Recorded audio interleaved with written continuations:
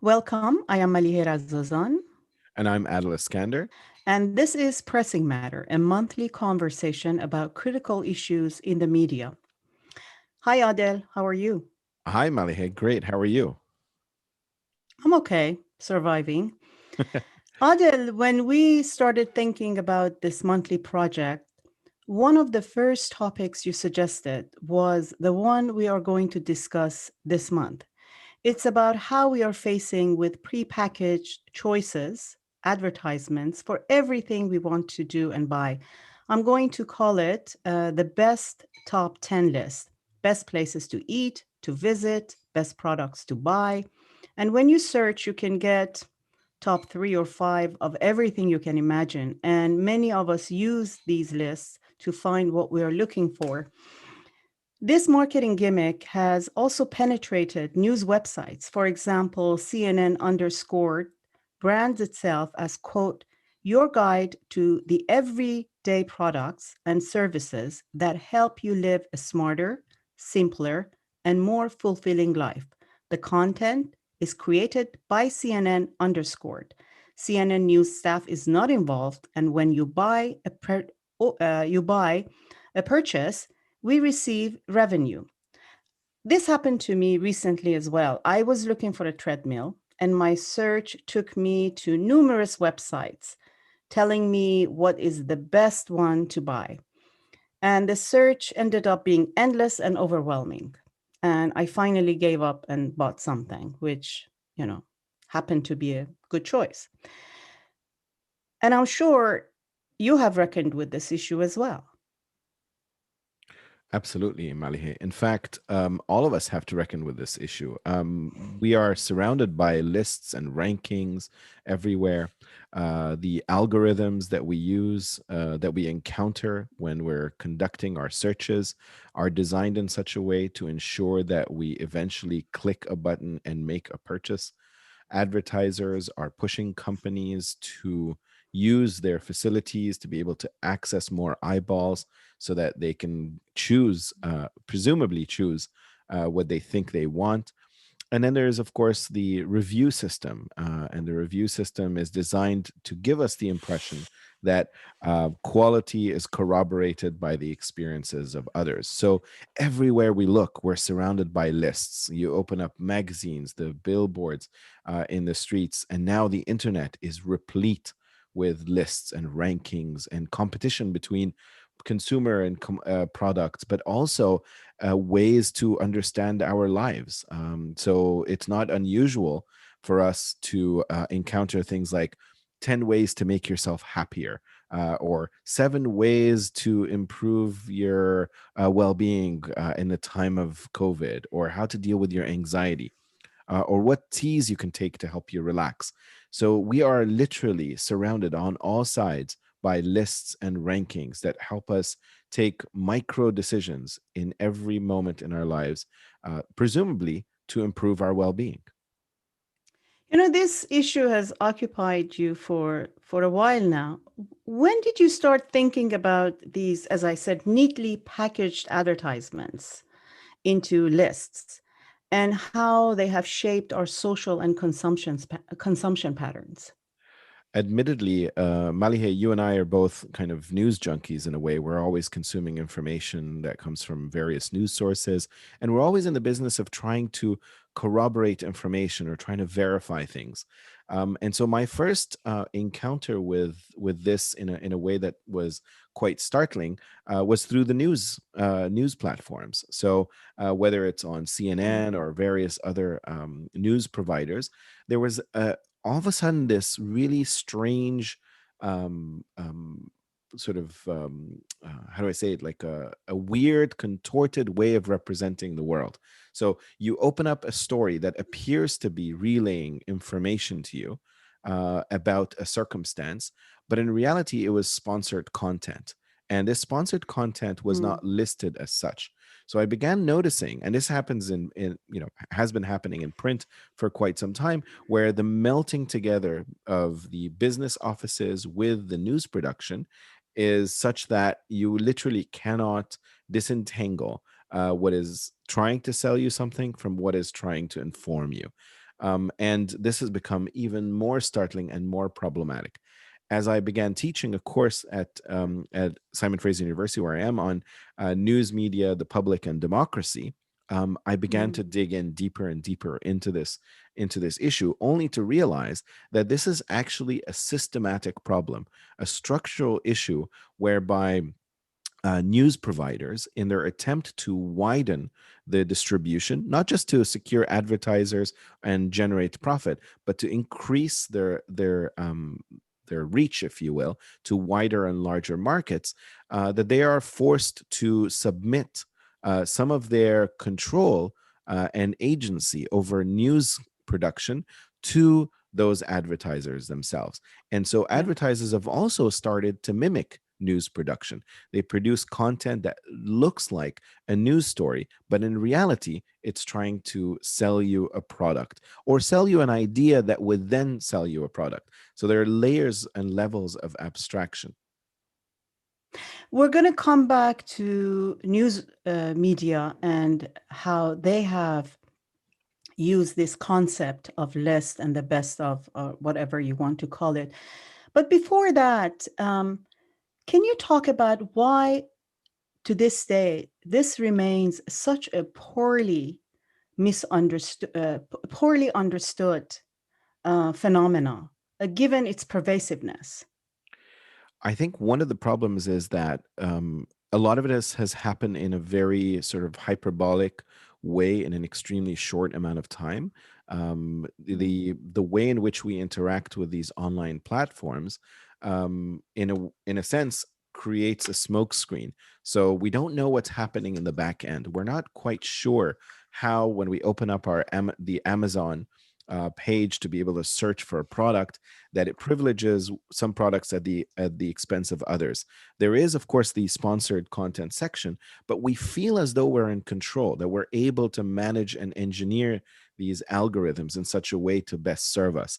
It's the same way with social media. When we're scrolling through our timelines on Facebook, we assume that we can control our news feed, but we actually are not. And so the Mhm. impenetrability of that space makes it very difficult to examine. However, those who are paying attention to this are those companies, essentially the advertising and PR and marketing companies, that are in the business of trying to craft the messages behind the scenes. They're not necessarily publishing this in the academic literature, but they're having conversations about it. A lot of this is proprietary.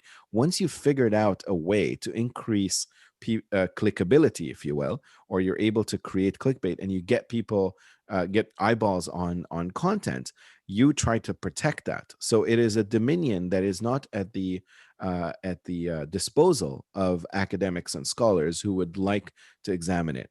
And we admittedly also get swept away by it. Researchers Yeah. and scholars get swept away by it, and we assume that what we see is what we get. So, but Mm. unfortunately, what we see is not what we get. We are getting And what also, we were yeah, sold. and also, I work in media, and again, we make a decision what's most attractive, or we think is attractive to our listeners or viewers. That way, we can get more people to the website and subscribing, and eventually becoming members of the station, or what you or other perks that comes with it. So it's quite pervasive, as I said, and we're going to talk about news media. But I wanted to ask you if you have some concrete examples and visuals that you can share, so we understand this better. Sure. I'm just going to share my screen really quickly. I know this is fairly peculiar for people who are listening rather than watching, but here is, let's see, here So is, maybe that will entice them to watch yes, instead of listening. exactly. Um, let's see. All right. So here we should be able to see. Uh, okay. I'm assuming you can see Teen Vogue, right? This is Teen Vogue. Yes. So Teen Vogue, I mean, honestly, I pulled this up literally this morning arbitrarily. You could find thousands and if not millions of these types of things. I clicked on this page from a Facebook ad, but it wasn't clearly an ad. It appeared to be just an ordinary sort of tab on the side. And it turns out it's Teen Vogue telling us what the 22 best face oils for all skin types in 2021. And if I were to click on Teen Vogue, the main site, you scroll through, and on the left hand side, you say the best memes inspired by such and such. And as you scroll further along, you begin to see the way in which information is distributed. It's distributed to draw us in based on content. And you can see here, this is really funny, but it just so happens that at this particular moment, the algorithms know that I'm in Canada and I'm an Arabic speaker. So this is literally a tailored ad as we speak. Do you want to immigrate to Canada? This is how you can do it. Of course, the algorithm isn't smart enough to tell that I'm actually in Canada. This is from CNN's Underscored, which is the platform that that Malihe that you described earlier. This is an attempt to imply that this is an independent, corroborated way of helping us be informed consumers. But in reality, every product sold through this platform, where CNN essentially poses as a news agency, but in reality is trying to sell products, CNN generates revenue. And so here, this is the 31 genius ways to spend your FSA dollars before they expire on March 15th. So just look at the way this headline is tailored. A number, arbitrary, it could be 31, 22, it doesn't matter, but we are drawn into it. And of course, it's telling you need to spend your money before it expires, and there's a definitive date. Scroll through, and you've got ointments for acne, first aid, steamers. I mean, there's absolutely no rhyme or reason to why these were assembled, but Band-Aid, and you keep scrolling through, and it automatically redirects you to the store where you can purchase them. And as you purchase them, it's literally called the FSA store. So CNN created a platform, and literally a URL that you can click through called the FSA store. It has nothing to do with FSA. And every time you purchase a product from there, they generate revenue and the manufacturer makes money. So who writes them? Who writes these articles or it's not these entirely lists? clear, but as we scroll to the top, I'm going to click on Underscored here so everybody can see. It says at the very top in extremely fine print, if you can follow my cursor, CNN Yeah, this is what I Underscored. read. Yeah, Yeah. this The is what I content, read in the beginning of this. yeah, it says the content is created by CNN Underscored. CNN news staff is not involved, which basically means that CNN has essentially hired staff members who are not news producers that are producing this content. They are producing advertising content, and it's mimicking news. So for instance, the best printer of 2021, meet the nap dress, ultra comfortable stuff, and you can see top picks tailored, the new $99 Nest Hub, and the list goes on and on and on. And the amount of volume being generated is so substantial, in fact, that it rivals CNN's actual content by way of news. So these are the sorry. No, go ahead. And then this is another example from Forbes, meet the 30 inspirational women Yeah, and this is really interesting because whether to you're me that was really funny. Actually, I exactly. read that. Yeah. So you could see here that this a lot of this is essentially clickbait, but we all want to know who's the most influential, who's most Yeah. interesting, what is going on. And there's a real sort of social psychology to this. And the last example that I want to give is something really surprising to me. And this was a bit of, unfortunately, none of this should be a revelation. I should not have to discover this in this way. But you could see here, CNN has in very thin print the word advertisement. It's extremely easy to miss. And these are all Yeah. advertisements that also look like news, but somehow there's content being generated by this kind of shady entity called definition.org. And so I'm going to click on definition.org. A lot of the content's being generated there. This is definition.org. If you click on their actual website, they are in the business of producing content that ends up serving on multiple websites They are supposed to be uh, almost like an online dictionary where they give definitions of things. In this case, there is the term white slave, as strange as it sounds. I don't know why this popped up Yeah. specifically, but you could see it offers definition, but that's not where they're making their money. They're making their money uh, selling homes and Hmm. bacon and getting you to click absolutely anything. The US states baby boomers are moving to where they're moving to for retirement. Zip tie hacks, uh, even $1 million contracts couldn't save these poor athletes. This is Evander Holyfield.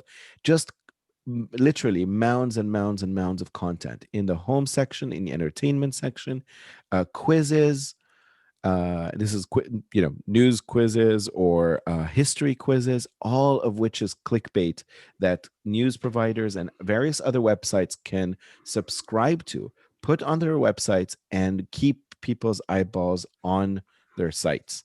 And the list goes on. This is vintage stuff, random videos. So watch this video, watch that video, castles, renting Airbnb, palaces in Europe. I mean, it's incredible. There's so much content being generated. The real question is this being generated by humans or cyborgs? Um, and what does Hmm. this all mean? Who is behind these things? You try to wander around onto this website to figure out who is producing this content, and it is absolutely impenetrable. There's nothing Hmm. you can do to find out. Here's their website, the About Me section. Contact us, general inquiries, editorial, advertisements, and that's it. 3 emails, and it's over. Not a soul exists, no bylines, nothing.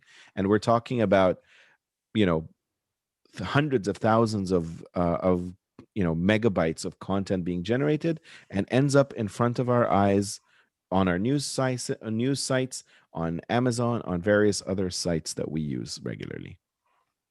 And I'm gonna Columbia Journalism Review had a piece, I believe, a couple of years ago about this very issue, um, about native ads, basically.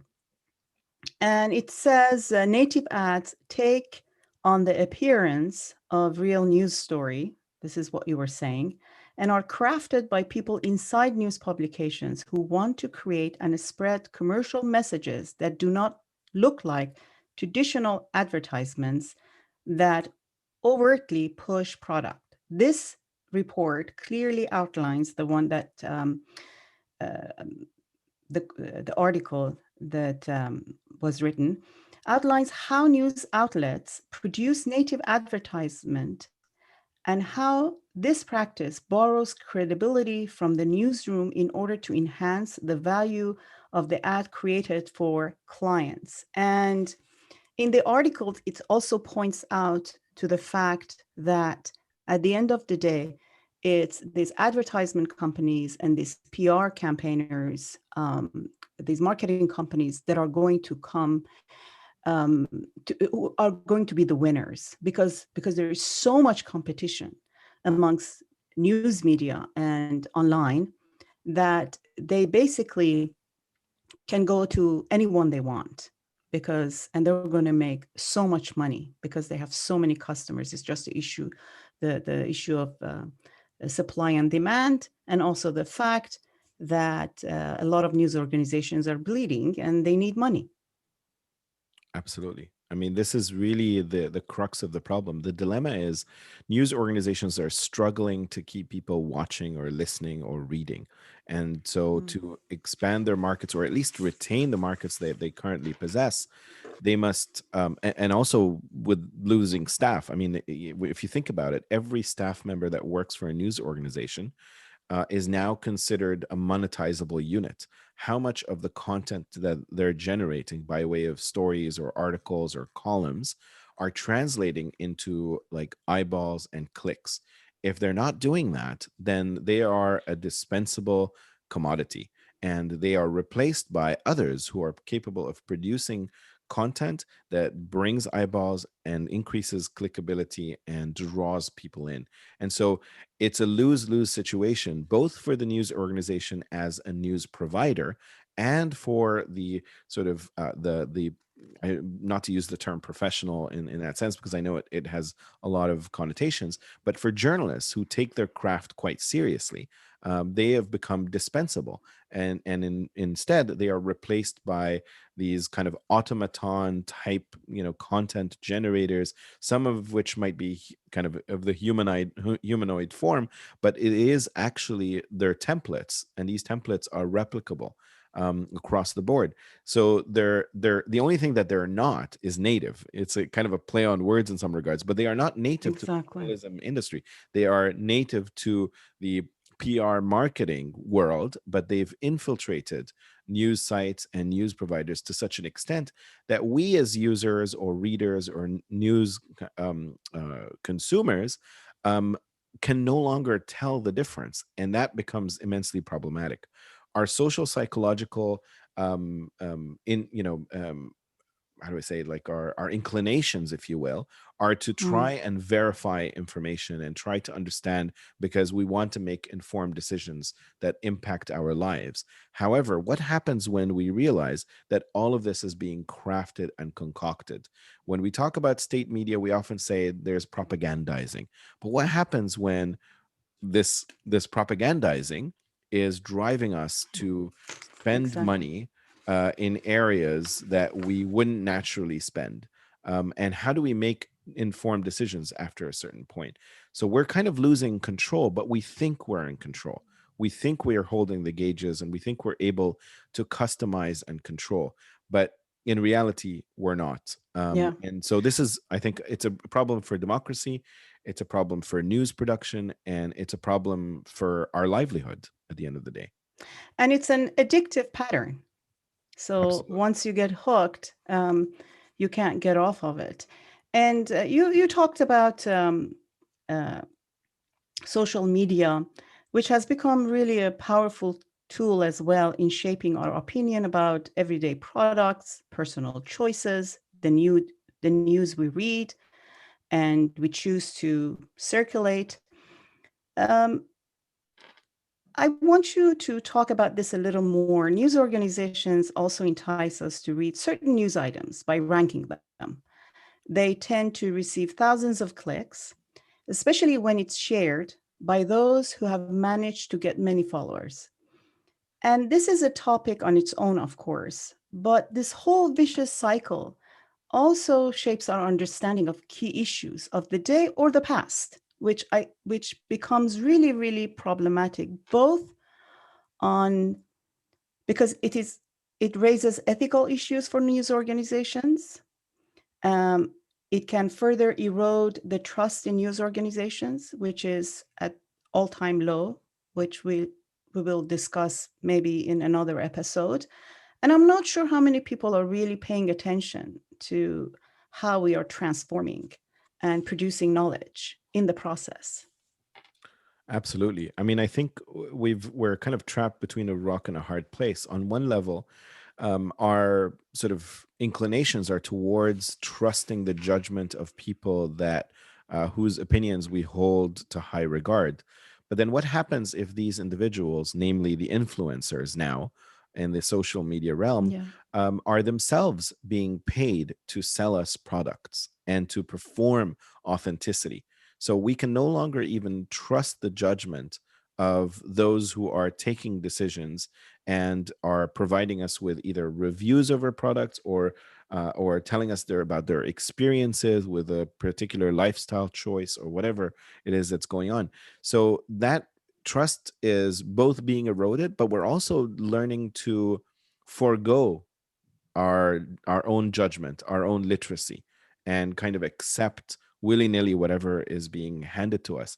News media are also doing the exact same thing. They've decided, many of them, to survive. It's quite an unfortunate set of circumstances, but to survive, they're also foregoing the objective of meeting the very lofty and high standard of social responsibility. Instead, they are looking for what is trending. In fact, you'll notice that everywhere you go, every news source, there is a column or some tab that says, "This is trending. This is doing really well." And the assumption is that we basically flock together. and that we are only interested in what is interesting to others, which is not necessarily the case, but it leaves us with no room to think for ourselves, because the trend is precisely how the news organizations reorganize their content on the front Yeah. page. If this is doing well, it goes to the top. Remember back in the day when we used to talk about soft news and hard news and fluff stories and all that Yeah. kind of stuff? Now it's the fluff that rises to the top. If you have an article that says, the seven most, the seven strangest ways to die, you know, it has, or like, man bites dog. We used to kind of joke about these kind of Mm, gimmicky ways mm, to draw attention and to sensationalize. Unfortunately, that is what trends nowadays, and it rises to the top. And a lot of it is kind of, it brings in so many different new patterns of content production in the form of memes and satire and all kinds of stuff. And so it no longer becomes about news as in to be informed. More people know about the jokes and the memes around the Suez Canal being blocked than they understand about the actual Suez Canal and how it operates and what that means, exactly. or that little digger, the digger in front of the Exactly. thing. Like that becomes the joke, and Yeah. Yeah. it doesn't belie any increased knowledge. What it does is it just Mm, exposes how incredibly superficial and very transient our contact is yeah. with information. And news organizations are Mm, constantly pushing us to click and move on, click and move on, click and move on. And the more eyeballs on the website, the better. The moment that they move away from the trends, imagine if news organizations were tomorrow to stop going with the trends, to not manufacture news in their business offices, what that might look like. Quite conceivably, they will lose a lot of their followers and a lot of the traffic, which they cannot afford to do. So we are also responsible as users of this content, because we are continuing to feed this monstrosity that keeps bellowing and growing. yeah. It's interesting. Robert McChesney, the prominent professor of communication at University of Illinois, Urbana-Champaign, says that we are no longer consumers; we're products. Actually, we are treated as products, and that's why these advertisements, when they focus and they target us, we take these advertisements with us to many platforms and many places. And there's something else you also said about reviews. I was reading this piece in Inc. magazine from 2018, I think, and it's really interesting. It says, if you think online reviews get lost in all the internet noise, think again. Research shows that 91% of people regularly or occasionally read online reviews, and 84% trust online reviews as much as personal recommendation. And they make that decision quickly. 68% from an opinion after reading between 1 and 6 online reviews. Yeah, this is it's quite shocking and startling. Our attention spans are such that if we want to decide on purchasing something, we can't possibly parse through huge amounts of information. That's why the whole idea around big data is a sham when it comes to human experience. Um, Big data is what companies use to process our patterns of online use and consumption to make determinations on how to quote unquote serve us better or sell to us better. But as individuals, we can't possibly, our brains and our minds and our time cannot possibly process so much. So usually that very, very small number of reviews is a very easy way to conclude the purchase. And that is why when you open up Amazon and various other platforms where you can purchase, you'll see that the sponsored reviews are at the very top. So those are the ones that are literally paid for by by the manufacturers, or those who are benefiting from the sale of the product, as opposed to actual consumers of the product. So it's a very, and to be able to parse through and do it with a fine tooth comb to figure out which review is real or not real, authentic or inauthentic. That takes a lot of time and it takes a lot of savviness. And most of us Mm, cannot expend those. And so, in the end, we'll buy, we'll spend first, think later. Doesn't mean these products are bad or that they're poor quality, not necessarily. It just means that they rose to the top because it was an engineered process.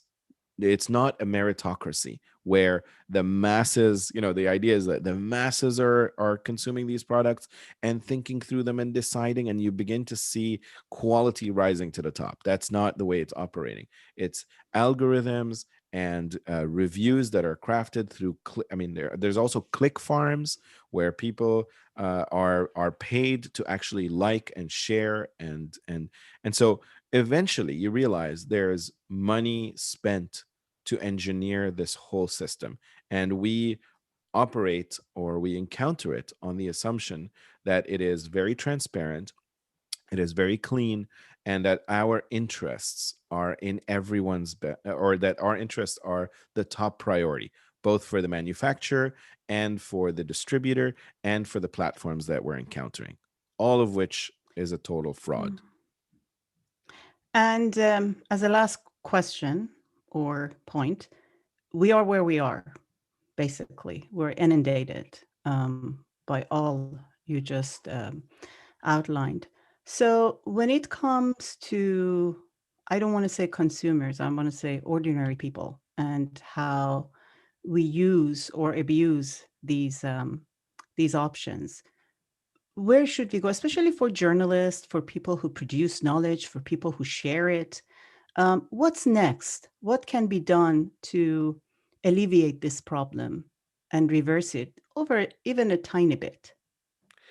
I think going back to fundamentals is what matters most. I'm not gonna say that in every and all circumstances one can shop locally for products, but that would be a much more desirable way to go about things, where your Yeah. encounter with the product and figuring out its lineage, where it came from, where how it was produced. I mean, we've forgotten about the ethics of production altogether. We've forgotten about trade Yes. shops and those type and sweatshops and things of that sort. But we need to kind of revisit this and say, okay, how can I be a more responsible, citizen, community member through my consumption patterns? It's not Mm, easy, especially with us holed up in our homes and relying so heavily on the mediatized version of our lives. But nevertheless, we can make very concerted decisions. Going to the website of the manufacturer is usually the best way to either verify or corroborate what this product is about and where it's coming from. The middle parties are usually the ones actively trying to promote the product through hyperbole and through second and third party advertisements. So figuring out if this product has kind of a local connection, you can be a more informed user. However, news organizations can also and news producers can also be more cognizant of this problem. This needs to be exposed with greater regularity across the board. We need to know who is producing content and for what reason. We need to see bylines, we need to see names. Names need to be People need yeah. to be named. I can't just pull up an article and realize that it was created by a bot or it exists on a website that has no pedigree. This is exactly the way we essentially forego any and all agency that we have. And so the social responsibility dimension of news and journalism is to hold those those problems to account and to help us investigate. So we need to go back to doing investigative work. We're trying our best here, Malahi. Yes. You've done Yes. a fantastic job, but we are, we're a drop in an ocean. This needs to be Yeah. taken up by larger and more influential and more followed news entities. But then again, Yeah. I understand the way that this becomes like biting the hand that feeds you. News organizations are beholden to these patterns, and this is how money is coming in. And so to confront that is to essentially, render one's operation much more vulnerable. But maybe that's what it will take, at least at an incremental level. Yeah. And I think we can be more responsible in deciding what news to share, Yes. and to make sure we read it before we share it, and we are not beholden to which news agency it comes from, but what it says. So it takes a bit of work, but it's much needed, especially today when these lines are so murky and you can't tell the difference between reality and fiction sometime. So I think that's also our responsibility, as you say. And I think we should treat everything that we talked about today as our common good, really, Definitely. whether it's information, news, the product we buy, people we support, businesses we support, everything. And we come from a region that's mostly misunderstood. So I think we have even more responsibility in how we share information and educate people about politics, arts, culture, and other issues. So, Definitely. I mean, I often try to think of ways to disagree with you, but you're, no, that's I okay. You can't can in one of this these case. days. I one of those days, yeah, one of these days, but not today. But Yeah, absolutely, yeah, Malihin, it's as urgent yeah. as anything. I'm gonna turn into one of the 30th entrepreneurs in the media, and then you'll disagree with me. All you have to do is create a link that says top That's 20 true. podcasts and have pressing matter at the top, and then we can That's it. manufacture our own audience. That's true. Well, Adel, we've reached the end of this conversation, and we'll pick it up again next month, I guess, and with maybe different guests and topics. And I hope anybody who is watching us or will be listening to us can join us again.